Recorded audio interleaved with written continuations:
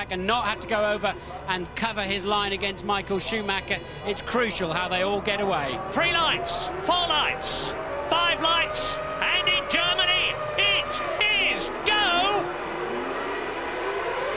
Schumacher. And Coulthard gets away. Schumacher tucked up behind him, and Hakkinen goes round and straight into the barrier goes the Benetton, and there's a Ferrari down there as well. That must be Rubens Barrichello. That must be Rubens Barrichello, or it's Schumacher. It's Schumacher. Incredible. And Fisichella. They started 3rd and 2nd on the grid, and Michael Schumacher is out of the race before it's hardly begun, and the McLarens are already 1st and 2nd, with the Frentzen and with the Jordan of Jarno Trulli up in 3rd position.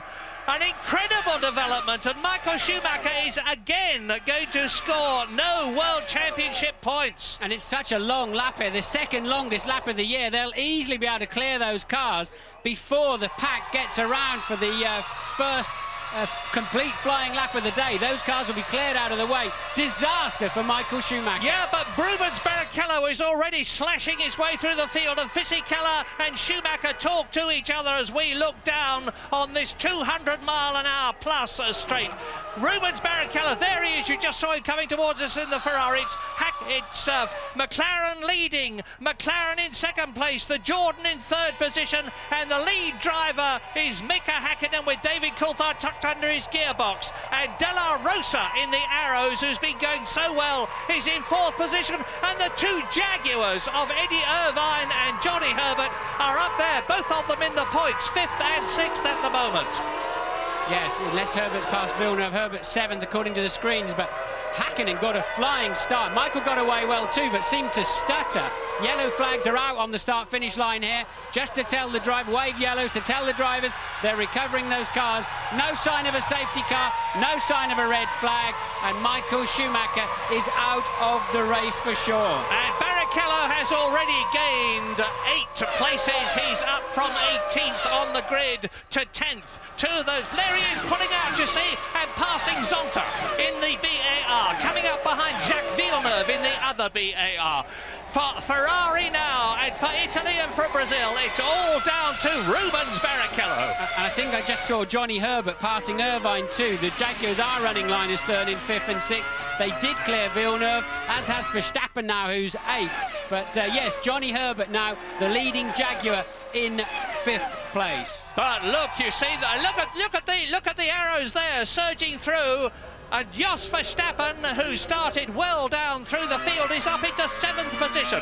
These arrows are the revelation of this meeting, because Pedro de la Rosa Here he goes again. Verstappen really in the slipstream there of Irvine. He now has track position. Surely he'll outbrake Irvine. He's passed him already.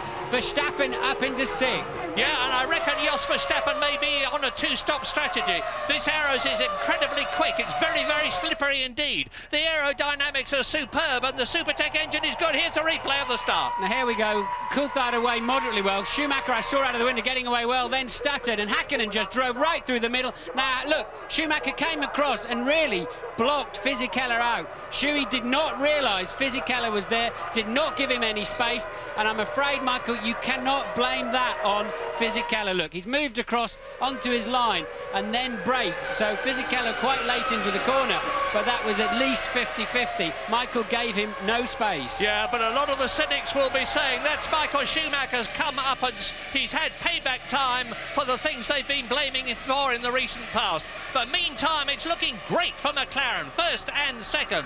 Trulli is 3rd, De La Rosa is 4th, and look at Barrichello. Barrichello out past Eddie Irvine, who is in 7th position, and there we're riding with Barrichello now as Irvine fights back. Well, that was astonishing. Irvine had more straight line speed, now turns in on Barrichello, which he was entitled to do. But Barrichello got up alongside, and when the drag really cuts in, well over 200 miles an hour, Irvine started pulling ahead. That Ford engine, the Cosworth engine, has got massive grunt. It's an improved version with more power, and it's certainly showing up here. It looks as though they've got the setup right for the two Jaguars, as Rubens Barrichello, that we're riding with now, chases Eddie Irvine's green Jaguar, which is behind Jos Verstappen, and Johnny Herbert is up into 5th place. So Hakkinen, Coulthard, then Trulli, behind him De La Rosa. There is Johnny Herbert, followed by Verstappen and Eddie Irvine. Well, the good news so far for Britain is that the Jaguars are well up.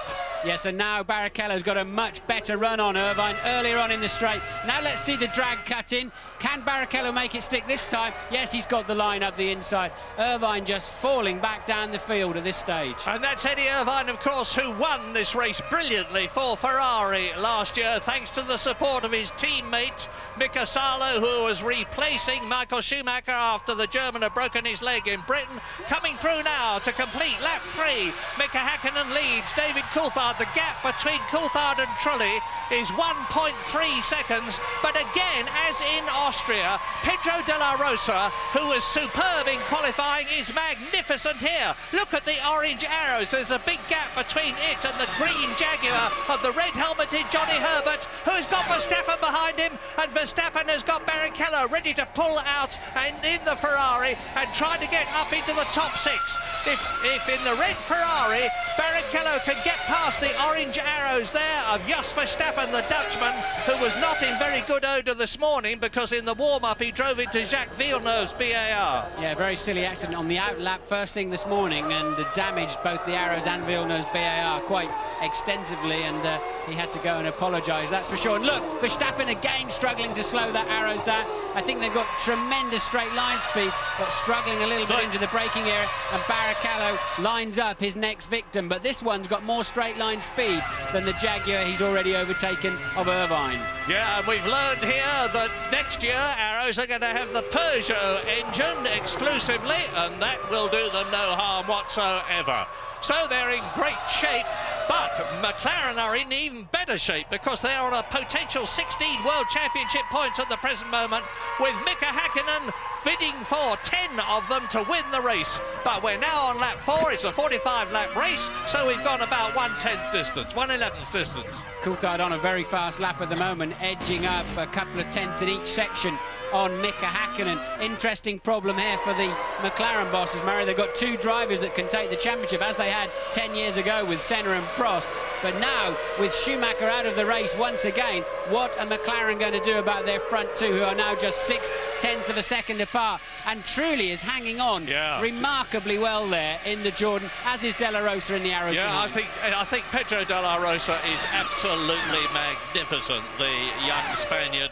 Well, he's 29 years old, but this is only his 26th Grand Prix, and he's in a car which up to now has not been expected to be at the front of a Grand Prix as it is. Now watch Schumacher on the left of this replay. You see there, Hakkinen comes straight between him and Fisichella. Schumacher moves across, hits Fisichella. The Italian goes onto the gravel, into the tyre wall. We're with Fisichella now. And watch this, enjoy your first Formula One accident fully on board as we stay with this camera shot all the way. Here comes the barrier. Look, there's nothing you can do. You're jumping on the brakes, bang! And the tyres and conveyor belt come into the cockpit. Once again we see it. Now watch Hakkinen from 4th place hook it up and just drive beautifully through the middle as Coulthard defends his line, and Schumacher, watching Coulthard, moves across the track and unaware that Fisichella is there. I mean, he should have allowed for that. I really can't think Michael has too much to gripe about as the Ferrari team put their head in their hands. Yes. I don't think they can gripe too much about Fisichella there. That's Willy Weber with his head in his hands, the man who's guided the career